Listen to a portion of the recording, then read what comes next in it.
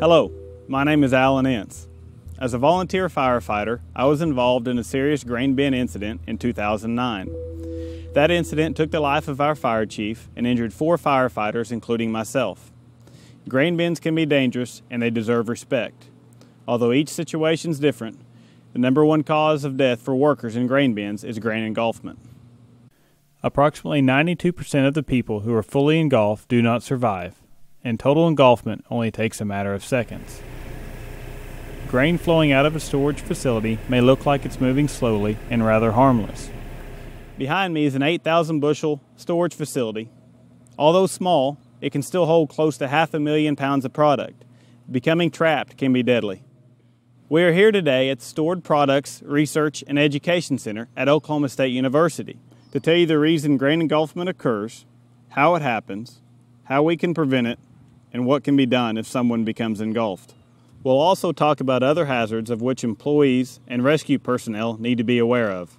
This video presentation is not meant to be a standalone course on the rescue of victims trapped in grain engulfment. It is designed to support learning, teaching, and exchanging information about grain engulfment at the awareness level. The information presented here is not absolute. The Occupational Safety and Health Administration regulations set forth requirements that must be followed anytime employees enter an area where grain is being stored. These standards are known as the Grain Handling Facilities Regulations and OSHA's General Industry Regulations. Are you okay? Every year, people die as a result of grain engulfment and entrapment incidences. All of these are preventable. For our purposes, entrapment means when a person is covered with grain between the knees and the waist, rendering them unable to remove themselves from the grain without assistance. Engulfment is when a person is covered in grain up to the shoulder or above. Grain engulfment can happen in all sizes and kinds of storage facilities, from a small on-farm storage unit to large terminal elevators. Each size, type, and location presents its own sets of problems and circumstances. Grain engulfment incidences are not specific to grain storage facilities. They can also happen in transportation vehicles such as hopper-bottom grain trailers and railroad cars. There are 3 basic ways grain engulfment usually happens: flowing grain, grain bridge collapse, or vertical grain wall collapse. The first type of grain engulfment involves flowing grain. 77% of engulfment occurs while a bin is being unloaded. Many of these are a result of an employee entering a bin because the grain has stopped flowing, but leaving the unloading equipment running. Once the grain begins to flow, the worker is pulled into the grain. As long as the unloading system is not running or all unloading openings are closed, there is no grain movement. However, once the unloading system is engaged and the unloading gate is open, grain will start to move. A 10-inch auger can unload up to 65 bushels of grain per minute. The grain forms a funnel-shaped cone on the top, pulling down anything on the surface. A worker has about 2 to 3 seconds to react. Within 4 to 5 seconds, your knees are covered. You'll be unable to free yourself without assistance due to the amount of pressure and friction the grain exerts around your legs. It won't be possible to simply step out of it. Once the grain is above a person's knees, it is physically impossible to free the legs without a lifeline or grabbing onto a support structure. While wearing a lifeline may not help you escape, it will keep you from being pulled further into the grain. Within 22 seconds, you will be covered and your chance of survival is very slim. No one should be allowed in a grain bin with moving grain. To prevent this, all receiving and unloading equipment needs to be tagged and locked out. Your facility must have procedures developed for bin entry. Employees need to follow those procedures in order to help ensure there will not be a grain engulfment. Another way people are trapped in grain is from grain bridging. When grain becomes wet and moldy, it can stick together. If the grain becomes a solid mass on the top surface, unloading it may create a cavity below. Bridging can occur anywhere in the bin. The surface will look solid and undisturbed, but it may hide a cavity that is dangerous to walk on. All employees who are allowed to enter a grain bin must wear a harness and lifeline. If the grain has been unloaded, there should be a dip or inverted cone on the surface. The best way to break up a known grain bridge is to address it from outside the bin. Grain quality management is critical in preventing a grain bridge. The third cause of engulfment is from grain wall collapse. Like grain bridges, grain walls are the result of wet grain that cakes into one large mass on the bin wall or another location within the bin. Freestanding columns of grain can also form. Entering a bin with a grain wall is extremely dangerous due to the potential of the wall collapsing. Employees should never work with grain above their heads. Emergency responders need to be aware that additional grain may be bridged or clinging to the wall. This could collapse on them during the rescue operation. An engulfment victim's greatest threat to their life is suffocation caused by the pressure of the grain against their chest and torso. As the victim exhales, the pressure of the grain continues to increase on their chest until they can no longer expand their lungs to inhale. This is known as compression asphyxia.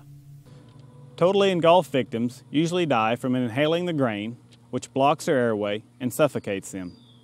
These type of victims rarely survive. Grain quality management is a key to safety because employees will not have to enter a bin. Good quality grain is considered dry enough to store. Wet grain will cause grain temperatures to rise, early insect infestation, mold, mildew, and grain clumping. These conditions cause the grain to stick together, leading to the formation of grain bridges and grain walls. Grain quality will not improve once it's in the bin.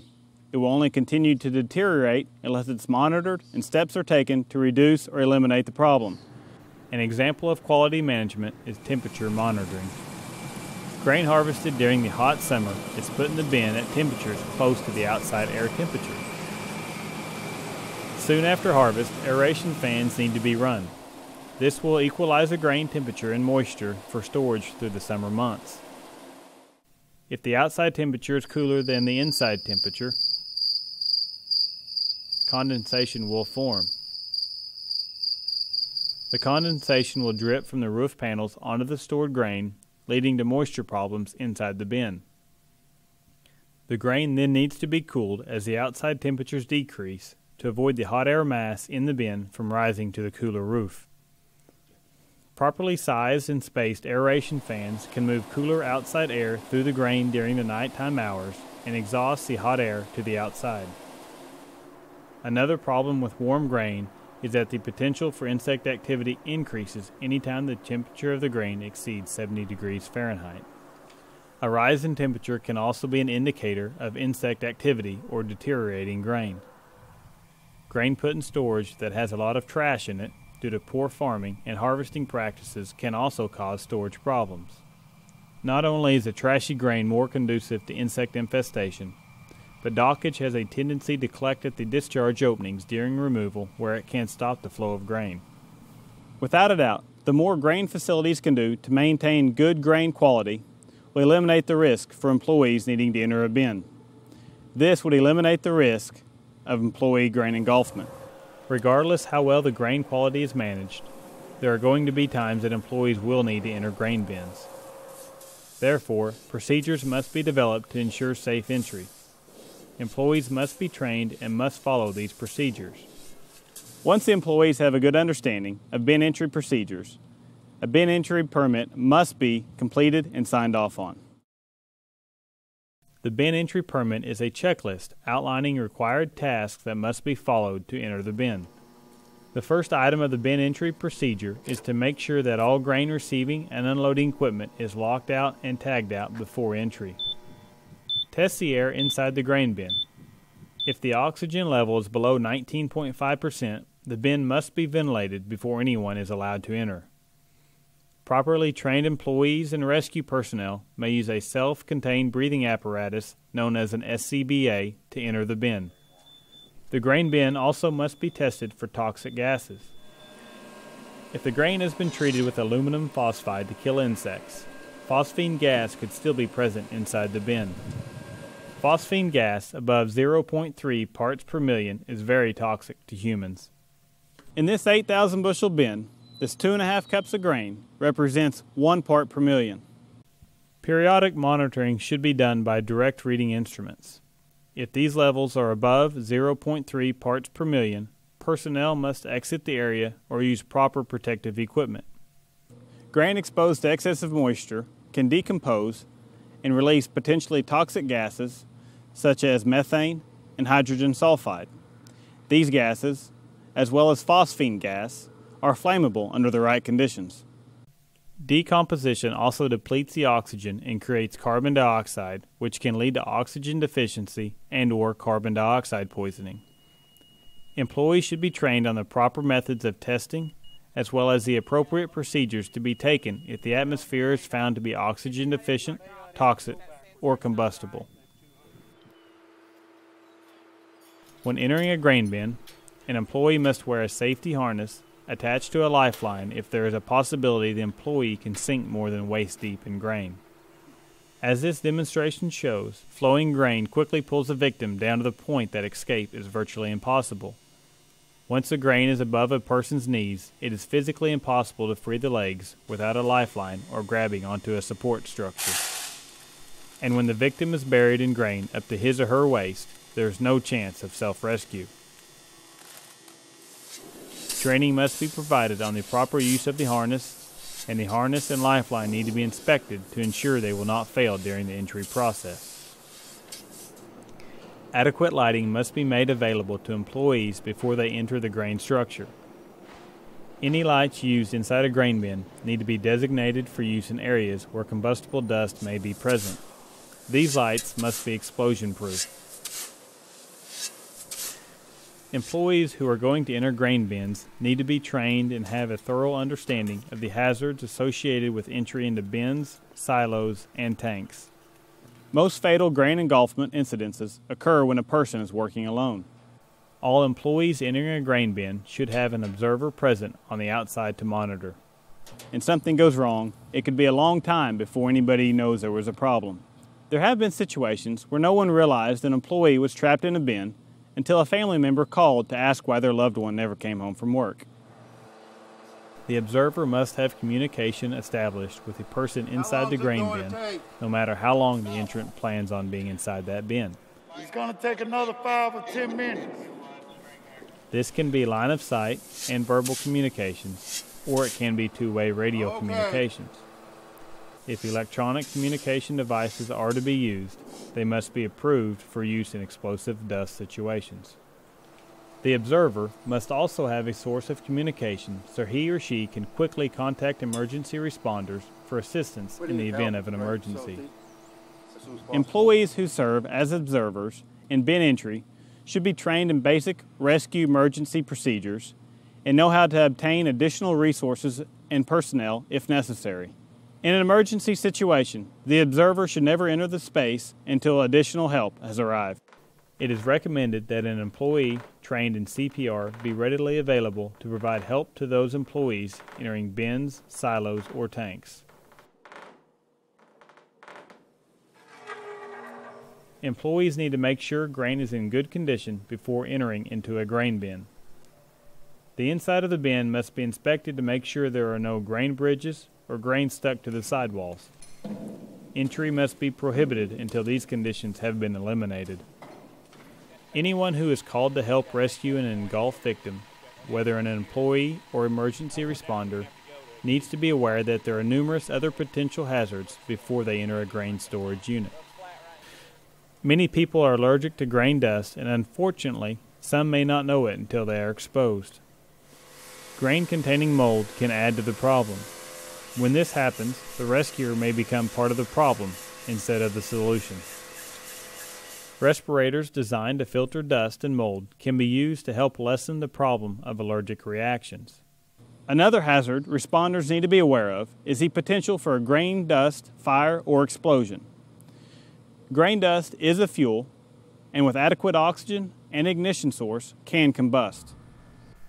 As this demonstration shows, if the dust is in suspension, the result can be a flash fire. In a confined space, the energy released will expand and the pressure exerted can cause a grain dust explosion. Rescue workers need to consider precautions to prevent a fire or explosion from happening. care should be taken if spark or flame generating equipment is going to be used during rescue operations. Grain handling facilities and the grain stored at them can present many challenges to maintain grain quality and safety. Understanding the risks involved with flowing grain and the danger associated with grain quality that has been allowed to deteriorate is essential for the safety of all employees and the profitability of the facility.